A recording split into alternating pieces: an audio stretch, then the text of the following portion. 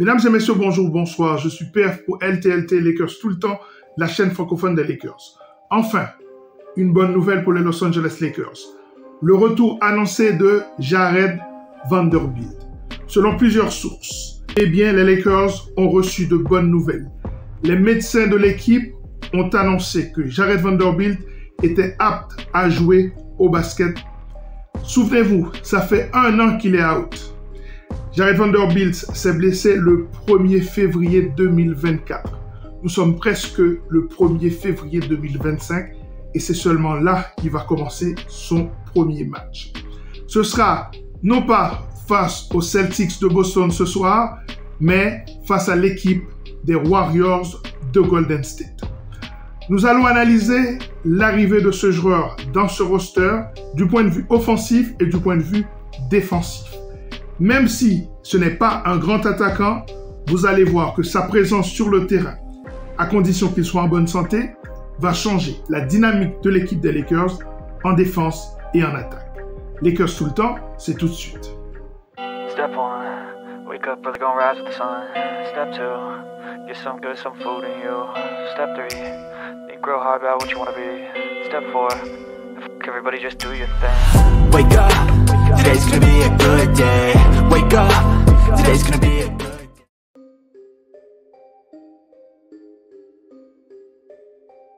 Premier élément, la profondeur d'équipe. Le fait que Jared Vanderbilt rentre dans cette formation, en attendant le retour de Christian Wood, eh bien vous avez plus de joueurs fiables dans cette équipe des Lakers. Vous avez maintenant une rotation avec un banc qui va être conséquent. On parlera du banc un peu plus tard dans cette émission, mais d'ores et déjà, on peut dire qu'au niveau de la profondeur d'équipe, la présence de Jared Vanderbilt va changer beaucoup de choses.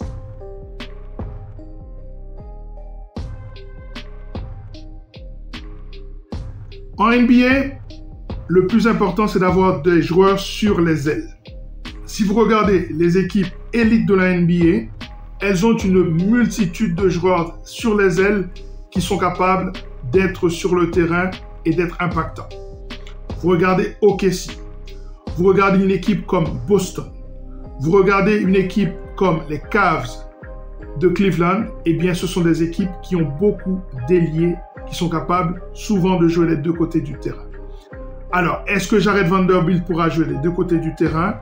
J'ai une réserve par rapport à cela, mais le fait déjà qu'il soit dans l'équipe, ça vous apporte pas mal d'ailiers, des wings qui vont permettre à cette équipe des Lakers d'être beaucoup plus dynamique.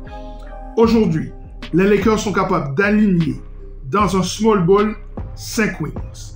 Ils peuvent décider LeBron, Finney-Smith, Hachimura, Jared Vanderbilt et avec un Cam Reddish par exemple, et bien vous avez 5 joueurs qui sont des wings qui vont permettre en défense de switcher sur toutes les positions. En attaque, est-ce que c'est tenable? Ça, c'est un autre débat.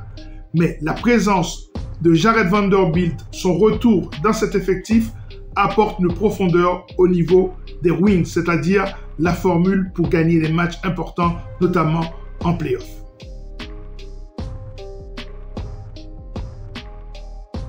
Le troisième élément qu'on peut prendre en considération avec la présence de Jared Vanderbilt dans cet effectif, c'est le fait qu'il va permettre d'avoir un joueur sûr en plus à la place de LeBron quand LeBron va sur le banc. Vous savez qu'à ce moment-là, l'équipe défensivement, elle ne sera pas moins bonne. Et si vous décidez de jouer, comme je viens de le dire, avec que des wings, eh bien vous pouvez à ce moment-là protéger notamment des fautes, mais aussi de la surutilisation d'un certain Anthony Davis. La présence de Jared Vanderbilt permet à coup sûr de reposer LeBron James et Anthony Davis. Et à chaque fois d'avoir une formule qui peut être gagnante, soit en small ball, soit une équipe fortement défensive avec Anthony Davis à côté de Jared Vanderbilt. À ça, vous ajoutez Max Christie et un joueur comme Gabe Vincent, vous avez une équipe extrêmement défensive. Alors, est-ce que cette équipe pourra scorer? Là encore, c'est un autre débat. Mais vous avez une présence de Jared Vanderbilt qui va vous permettre de reposer LeBron James plus longtemps ou alors de reposer Anthony Davis plus longtemps.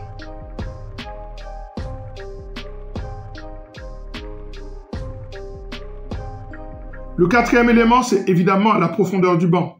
Vous avez un joueur en plus qui va sortir du banc. La tactique des 9 joueurs de rotation adoptée par le coach depuis le début de la saison va être remise en question. Parce qu'il aime avoir 4 joueurs qui tournent autour des 5 joueurs de base. Quels seront ces 5 joueurs? Mais en tout cas, avec la présence de Jared Vanderbilt, vous avez un joueur intéressant qui va sortir du banc et qui va étoffer ce banc. Aux côtés d'un Finney Smith, de Gabe Vincent, ou alors il faudra voir entre Jackson Hayes ou alors le rookie Dalton Knecht. Mais en tout cas, sa présence va apporter de la profondeur à ce banc des Lakers. Il en a bien besoin.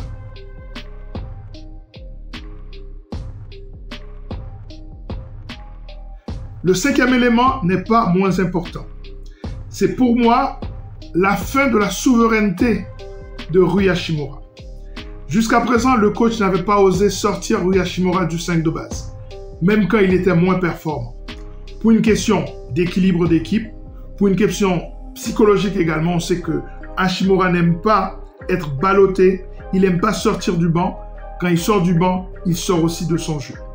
Mais comme en étant dans le 5 de base, il n'est pas vraiment performant depuis l'arrivée de Finney Smith, eh bien, désormais, vous pouvez continuer à avoir Finney Smith en sortie de banc et avoir carrément Jared Vanderbilt dans le 5 de base.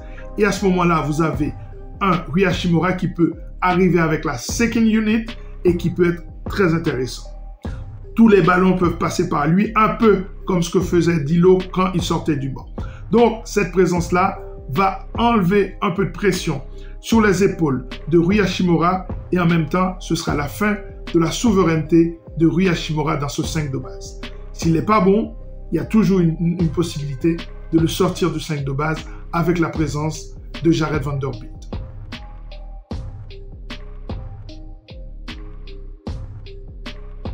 Le 6e élément n'est pas moins important. La présence de Jared Vanderbilt va diminuer celle du rookie Dalton Knecht et de Cam Reddish. Alors, j'aime bien Cam Reddish, mais offensivement, il est un handicap pour l'équipe. Dans les schémas défensifs des équipes adverses, souvent, on laisse Cam Reddish libre. On fait un double team, soit sur AD dans la raquette, soit sur LeBron sur les ailes, ou même Austin Reeves. On l'avait vu face à Dallas. Cam Reddish, il défend bien, il a la taille, il est intéressant pour jouer dans les lignes de passe, mais offensivement, il est encore plus limité qu'un Jared Vanderbilt. Et ça, c'est un problème, d'une part. D'autre part, le rookie Dalton Knecht n'est plus aussi productif qu'il l'a été en début de saison. C'est le moment de le reposer. Et l'arrivée de Jared Vanderbilt, comme je vous ai dit, dans la logique des 9 joueurs de rotation, eh bien, les Lakers ont désormais le choix de ne pas faire rentrer le rookie ou de ne pas faire rentrer Cam Reddish, en fonction du match-up, bien sûr.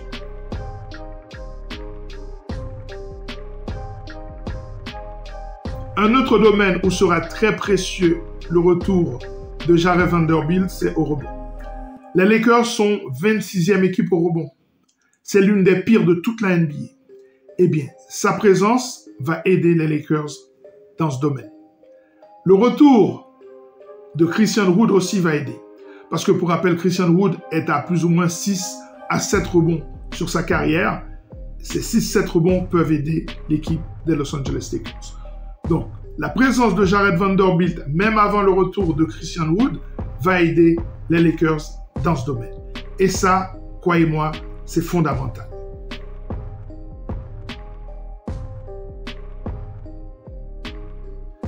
Le 8e élément est lié au 7e, c'est le rebond offensif. Le rebond offensif est très important pour la dynamique de l'attaque. Quand vous avez une équipe qui n'est pas très à droite au tir, surtout au tir à 3 points, c'est intéressant d'avoir quelqu'un qui a le sens du rebond offensif. C'est ce que possède Jared Vanderbilt. C'est l'un des meilleurs dans ce domaine-là. Il va aller vous gratter des ballons qui sont au-dessus de la tête des joueurs qui sont beaucoup plus grands que lui. Ce qui nous a fait dire en début de la saison passée qu'il y avait un petit côté Dennis Rodman chez lui. Toute proportion gardée, bien sûr. mais vous voyez l'idée. En tout cas, la présence de Jared Vanderbilt va aider énormément dans ce domaine où les Lakers sont vraiment déficitaires.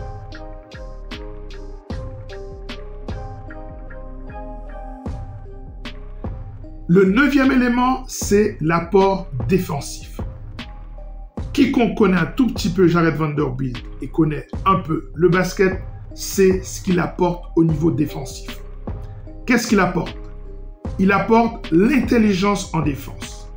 Il intercepte beaucoup de ballons, beaucoup de styles, beaucoup de blocs quand même. C'est quelqu'un qui est capable, en deuxième rideau, d'aider AD, de compenser les faiblesses défensives d'un certain Austin Reeves. Défensivement, il va apporter beaucoup à cette équipe des Lakers.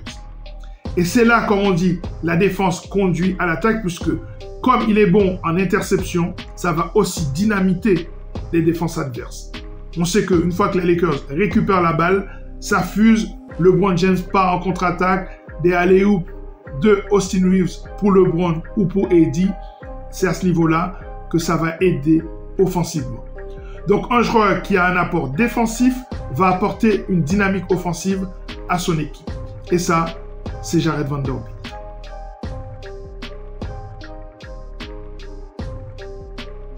Enfin, le dernier élément.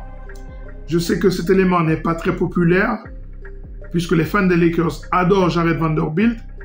Mais si les Lakers ont un gros trade à faire et que Vanderbilt devient une pièce majeure, une pièce intéressante, plus les 2 pics de draft, ça peut intéresser une équipe de la NBA pour faire venir un joueur majeur. Je pense notamment à un De'Aaron Fox. C'est un joueur qui peut être très intéressant pour les Lakers. À ce moment-là, on règle la question de la défense sur le périmètre. On a un go-to guy, quelqu'un qui peut prendre le match à son compte afin de soulager LeBron et surtout Anthony Davis, qui, on l'a bien vu, n'est pas très à l'aise dans le rôle de la première option en attaque. Donc, faire de Jared Vanderbilt une monnaie d'échange dans un gros trade, je ne suis pas en train de dire qu'il faut le trader pour n'importe qui, mais s'il y a un Trae Young, s'il y a un joueur intéressant qui est capable de changer la dynamique de l'équipe, Jared Vanderbilt, en jouant aujourd'hui, il va augmenter sa propre valeur marchande et les Lakers pourront peut-être l'utiliser dans un trade.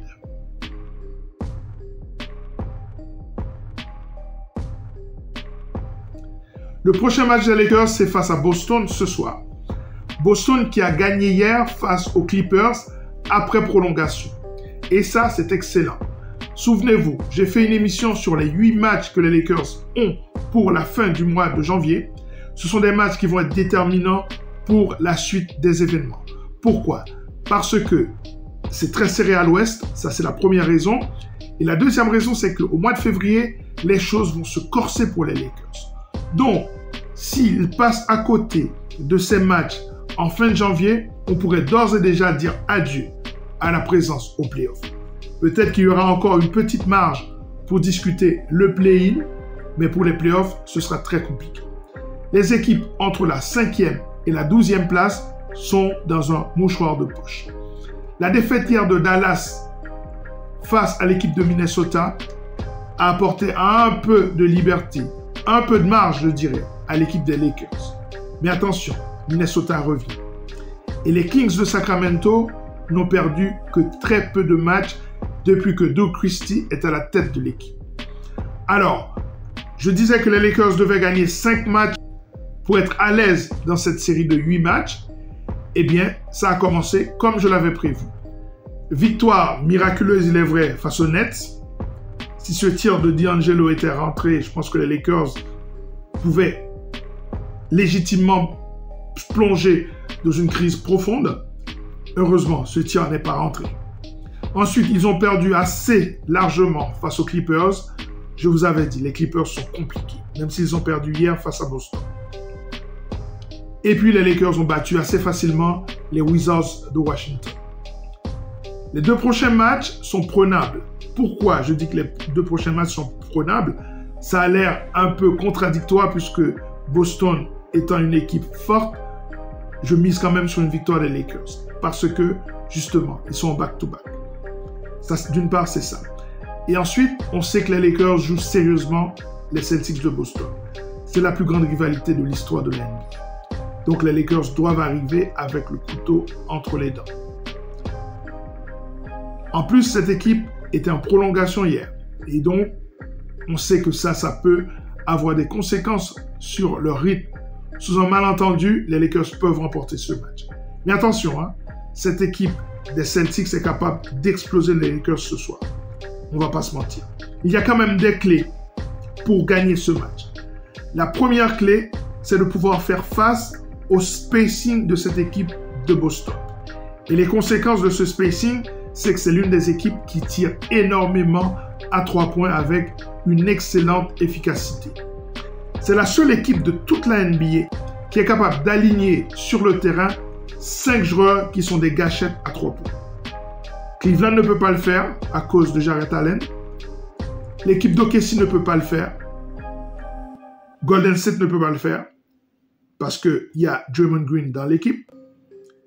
Alors que cette équipe de Boston est susceptible d'aligner 5 joueurs qui sont capables tous de tirer à 3 points. Donc il va falloir régler cette question. Il va falloir être parfait sur les rotations défensives. Ça, c'est la première chose. La deuxième clé, c'est le rebond.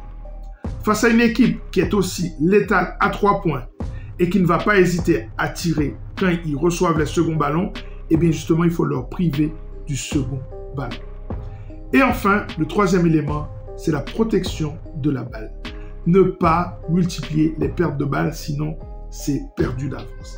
Alors, ça nous permet de dire que peut-être que l'équipe des Lakers pourrait, au lieu de gagner ce match, gagner le prochain à San Francisco face aux Warriors qui seront a priori sans Steph et surtout sans Draymond Green. L'absence de Steph n'est pas confirmée, cependant celle de Draymond Green l'est. Donc, sans Draymond, on sait que le système Warriors est un tout petit peu grippé. Donc, de ces 2 matchs, les Lakers doivent absolument en prendre un. S'ils peuvent prendre les 2, c'est excellent.